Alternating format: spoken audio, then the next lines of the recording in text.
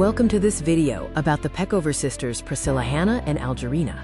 We will explore their significant role as patrons of the Esperanto Bible and how their background in Wisbech shaped their commitment to peace, languages, and faith. Priscilla Hannah and Algerina Peckover were English Quakers from a prominent banking family. This video addresses a key question.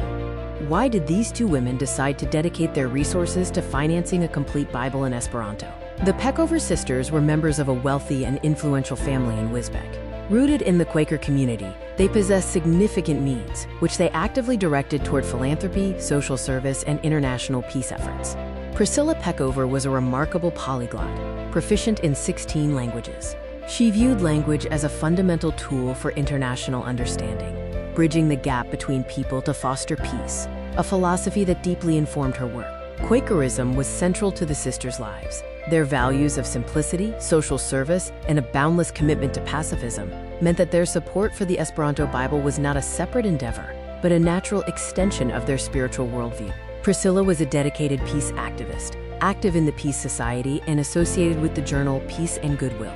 Her commitment was so significant that she received 4 nominations for the Nobel Peace Prize between 1903 and 1913. For Priscilla, Esperanto was more than a language. It was a tool for communication that transcended borders of language, nations, and boundaries. Her interest in the project was part of her broader mission to foster global unity. Why was a Bible in Esperanto chosen? For Quakers, the Bible was foundational. By supporting this translation, the sisters bridged their faith, their commitment to education, and their belief in a common international language as a foundation for peace. It is important to note that the project existed before the sisters became involved. L.L. Zamenhof had already begun translating books of the Hebrew Bible into Esperanto in stages, starting well before the London Bible Project began. When we speak of Zamenhof's translation from Hebrew, it refers to his use of 19th century Masoretic texts. He did not have access to a single original manuscript, but rather worked with various printed editions available at that time. Zamenhof's work preceded the discoveries at Qumran, which significantly altered our modern understanding of biblical text history. His scholarship was grounded in the philological methods and text criticism common in the 19th century. The creation of the London Bible was a complex process. Zamenhof's translation was the primary base, but it underwent extensive revision and editing by a British committee, meaning the final text differs from Zamenhof's original manuscript. The Old and New Testaments had different paths. The Old Testament relied heavily on Zamenhof's work, while the New Testament was an independent effort. The final London Bible was a result of collaboration, not just one person's labor. A translation requires more than just scholars. It needs funding. The production of the London Bible required substantial resources for revision, editing, typesetting, and distribution to make the text accessible to the Esperanto community. The sisters' involvement was the turning point. Their support brought together their Quaker faith, pacifism, love of languages, and communication goals. The London Bible stands as a testament to their life's work and their impactful philanthropy. Let's clarify a common misconception. The Peckover sisters did not pay Zamenhof for his translation work itself. Zamenhof worked independently on his translation, as his monumental project was already well underway before any British funding was secured. So what did the sisters actually finance? Their support was directed toward the costly production process, which included the necessary scientific editing, professional stylistic review, and the printing of the completed Londona Biblio. Providing this significant financial backing was a pivotal moment. The donation, totaling around $10,000 in 1920s currency, equivalent to nearly $180,000 today, revolutionized the publication process. This massive support meant that the finished Bible could be offered to Esperantists worldwide at a very low, accessible price, effectively bridging the gap between a completed manuscript and a widely distributed book.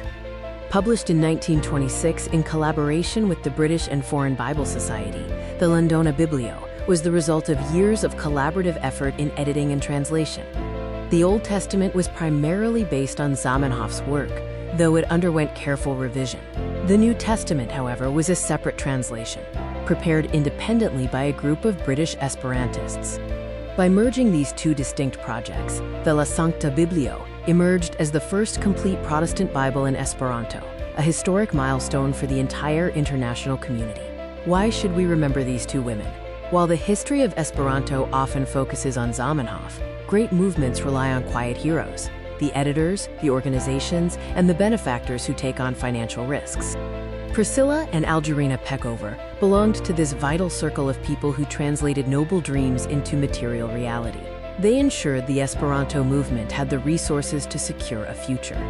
Priscilla was a linguist proficient in 16 languages and a dedicated peace activist, earning 4 nominations for the Nobel Peace Prize. Her faith-driven philanthropy and passion for peace were inextricably linked. Their legacy is a unique connection between intellect and capital. They combined confessional philanthropy with support for women in science, languages, and a lifelong commitment to pacifism. History is not just about the creators. It is also about the people who create the conditions for great ideas to reach the world. The Peckover sisters exemplify this vital role.